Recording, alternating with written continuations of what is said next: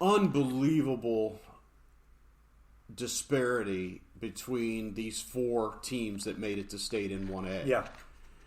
You know, I've had a kind of an ongoing conversation with one of our students at Chabot who's a huge basketball fan. His name's Brian Stark. I love the kid to death.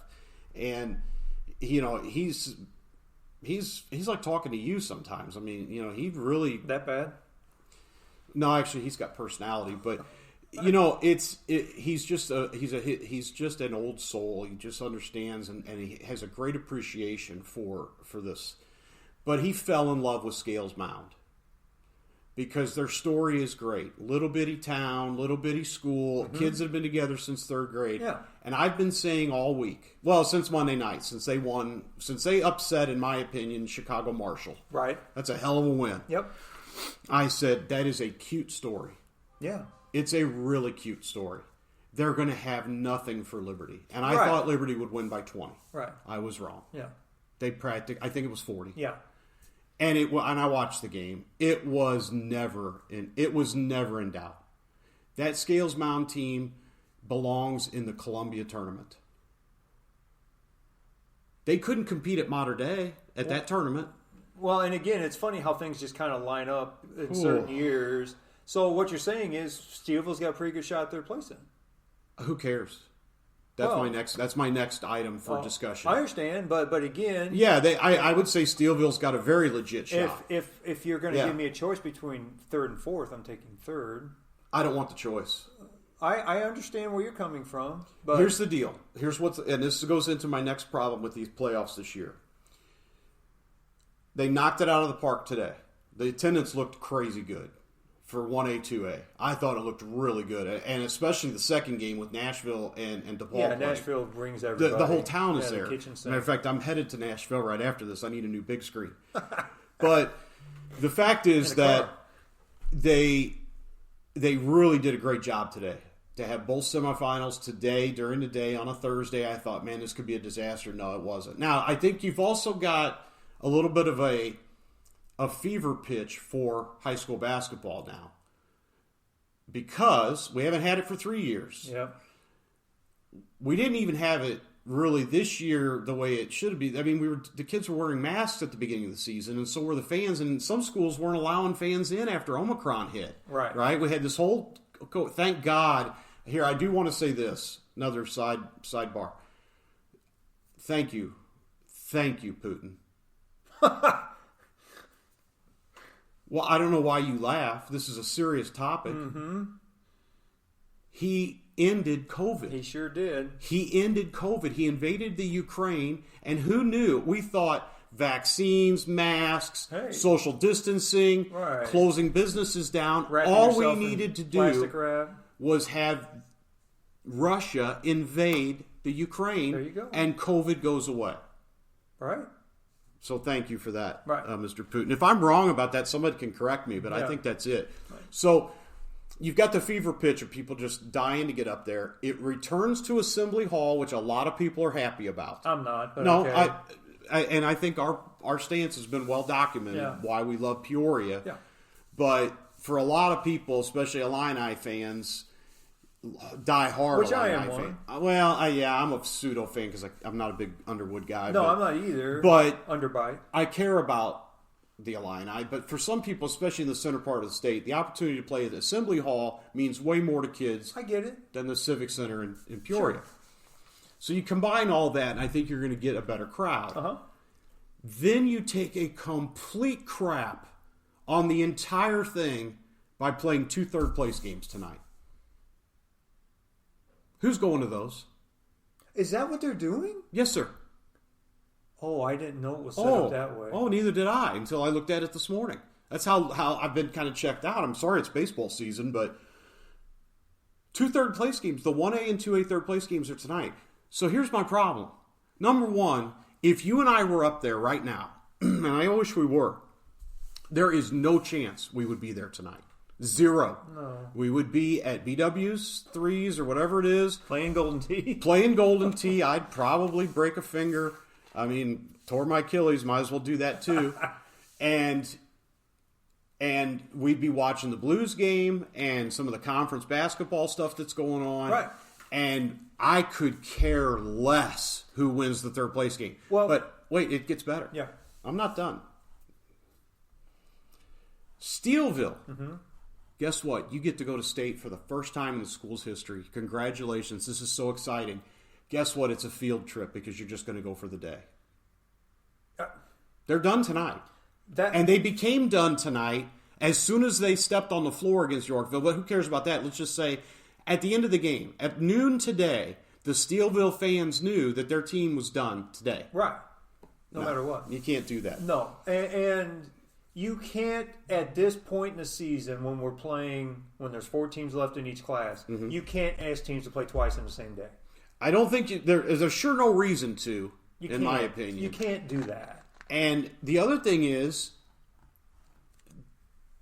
okay, do we really need 2 days before they play the state championship? No. So back to your point, if this is how, and again, we'd have to sit down and think about it and look at it, but if this is how you're going to set this up, then maybe the third place game should just be eliminated. Thank you.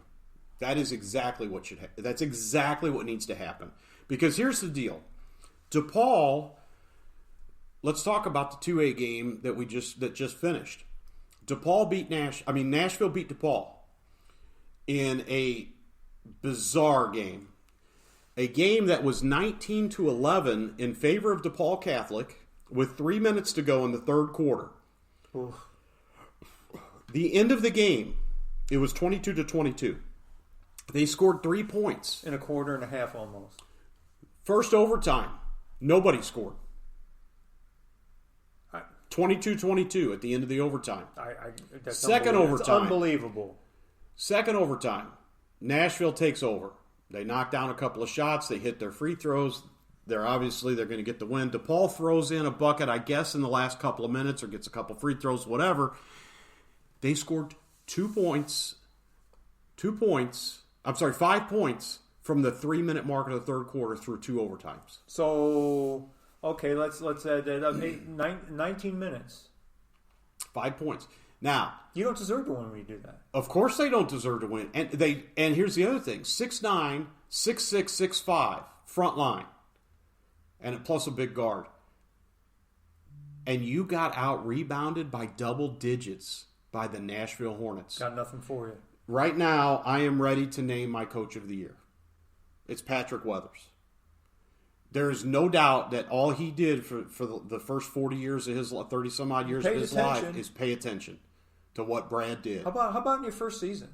And he's going to has at least an opportunity to win a state title in his first year. Well, you're playing in the championship game in your first season. I mean, that's pretty damn good. Getting the state. That's pretty damn good no matter what happens. Out of other than the Chicago City, maybe the toughest route to state because you had to burn through. You look at all the teams: Modern Day, Central, Pinckneyville. Come on, it went on and on. Right. And what they've done is they've committed to. We're not going to make you shoot a bad percentage. We don't care what percentage you shoot because we're just not going to let you shoot. Right. You're not going to get shot off. It was incredible. What an unbelievable effort. And if the goal of every team at the beginning of the season is to win a state championship, does it matter how you do it? No. Okay. No. I mean, from a pure fan standpoint, you're going to sit there and watch that game and go, "Man, this is bad." But if you're from Nashville or if you're from DePaul, you're engrossed in it. I mean, you're all in. I mean, it doesn't matter if it's 2-0 at the end of 2 overtimes. So, but when you look at that score and you think, "Wow, 31-24." From just a person going up there and watching the games, a lot of people might have bailed on that at 19-11 in the third quarter. Yeah. 10-6 at half. I mean, come on, guys, what are we doing? But again, and I didn't watch the first half. I was at practice, but I did get to catch most of the second half, and it was just an unbelievable effort. Those Nashville kids refused to let DePaul get comfortable. And if they play Monticello, I think it was Monticello that won the other game. Yeah, I think so. Yeah, if they play Monticello the same way, and Monticello, unless there's something crazy I don't know about, Monticello doesn't have a lineup like DePaul. All right. My goodness. Well, and here's the other thing, too, My Jim. goodness. You know, good coaches take whatever strengths that particular team has and capitalizes on. And they've played great defense all year. They have. I mean, look at what they did to Breeze Central just a week ago. And so if it means us scoring 32 a night and you not, and us winning, then that's what we're going to do. You know, and they've had a lot of games in the upper 20s and low 30s that they've won. But to get high school players to play 30, for sure. How many minutes is that? Well, 4 and 4 is 8, so it's an extra full quarter. Yeah. So 8 times 5, 40 minutes. 40 minutes, yeah. To play 40 minutes. Right, a full college game. And here's the other thing that I don't know if people notice this. I hope they do. That court is a lot bigger than the court they play on.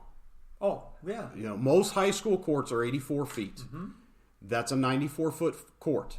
And, you know, I always tell the kids at school, if you ever want to know how far it is, how big it is, don't look at the ends. Because the ends are the same. From the top of the key to the baseline is the same on every court. Right. Look at the space from half court to the top of the key. And if you look at it at the University of Illinois, it's a hole.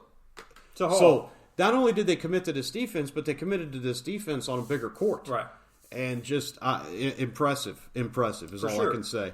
But I think I think we've got two problems. Number one, making teams play twice in the same day. That's a travesty. And number two, having 2 third-place games tonight and 2 third-place games tomorrow night. Yeah. That's and travesty. for DePaul, they just got their hearts ripped out in double overtime. You got to turn around 2 hours later and play again, or If whatever. If that. Just unbelievable. Congratulations to Patrick Weathers and to the entire Nashville community. By the way, in case nobody remembers, in November they finished second in football. Right. And a lot of those 9 kids off of that team were playing basketball. So I think we lost sight of Nashville a little because early on they scuffled. Mm-hmm. They struggled. Well, I wasn't really thinking about the fact that it's going to take those kids a while to get in, especially this kind of basketball condition. Right. And so, it's probably Christmas before they really get rolling, and it's amazing. But if this school, regardless of what happens tomorrow, to finish in second in football and either first or second in basketball, and I'm going to tell you right now, their baseball team's going to be really good this year. They're going to be a problem. Well, that town, I mean, not down here, but I think throughout the northern part of the state is a little bit of a well-kept secret. Just because, I mean, you look at the boys and girls programs. I mean, year after year after year after year, they crank out competitive programs. It's crazy. In almost every sport. It's crazy. It's unbelievable. Yeah, it's crazy how, and that goes to Alicia Hegemeyer and her staff and the great job that she's done at hiring and getting the right people in. It's turnover at the in the coaching staff. Brad Weathers steps away after an incredible career. Then Wayne Hari takes over, who has already won a girls' state title and continues the excellence at Nashville in a crazy way, and then decides, hey, I need to step away. He's got duties at the farm and stuff. And so they go with Patrick Weathers, who's never been a head coach. So think about the last 3 coaches they've had. Now Patrick Weathers is coming on board. Well, before that, before Brad Weathers, there's a guy named Darren Lee. Right. My goodness. And now, again, it would be an amazing story no matter what, but to follow in your dad's footsteps and follow 3 really excellent coaches, I'll probably be in the Hall of Fame at some point, is incredible. It is truly incredible. And so hats off to that entire community. I'm blown away by what I've seen the last couple of weeks out of them. And come Saturday night or Saturday morning, I'm going to be really rooting for them, obviously. Yeah, and, for sure. And as for the other game between Liberty and Yorkville, I know people want to get excited about Liberty winning by 40 today.